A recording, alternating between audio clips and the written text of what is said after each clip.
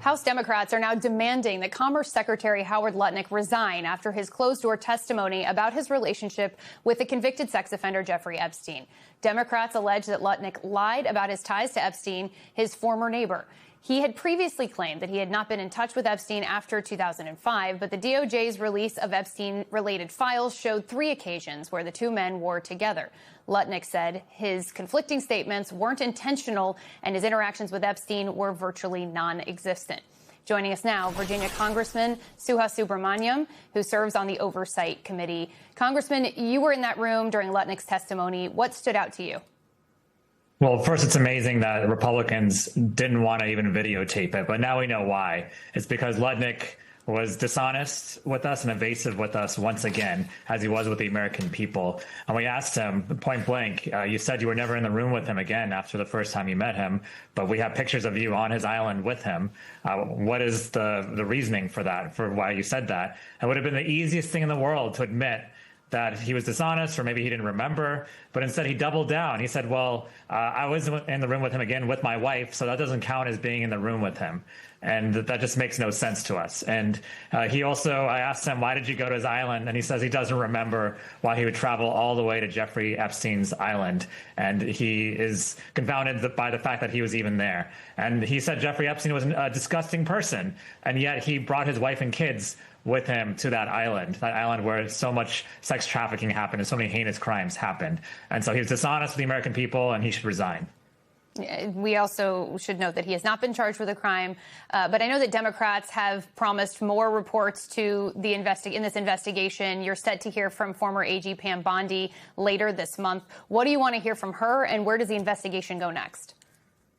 I asked one of the Epstein survivors what they wanted us to ask Pam Bondi, and the answer was, why are you hiding these things? What do they have on you to where you have to withhold the release of millions of files and protect sex traffickers? What's going on? What is the deal? And so we're going to ask her that question, and we're also going to ask her what changed from when she had a client list on her desk and was ready to release all the files to actually violating the law and violating congressional subpoenas, asking for the release of the files. So there's a lot to ask Pam Bondi. She has a lot of answers. It doesn't matter that she's not AG anymore. She needs to testify to Congress as to why she did that, and that should be videotaped too. Congressman, I'm going to, while we have you, talk another topic, which is redistricting. Your state has been at the center of this battle. Virginia's Supreme Court struck down the Democrat-friendly map that voters had approved. There was also a more extreme idea floated by some of your colleagues to lower the age of retirement for Supreme Court justices in your state to force some turnover of the court, a better outcome for your party. Is that realistic? Is that something that you would support, given that the midterms are inching up on us?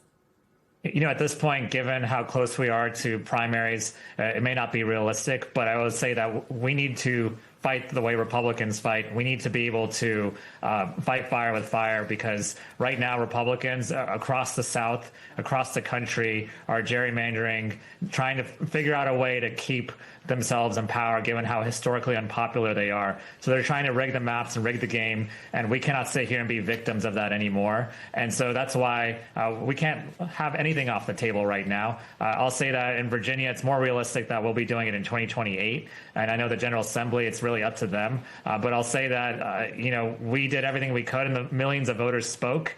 And 4 Supreme Court justices in Virginia decided they knew better instead. And I believe it was politically motivated based on the decision. I want to get to the issue of affordability. I know yesterday you posted a video with the caption, what it's like to try to convince Republicans to care about the cost of living crisis. You're talking clearly to a brick wall there. Is that what it feels like? We're less than 6 months out of the midterms. Is there any bipartisan appetite to address what Americans are feeling right now? It is what it feels like.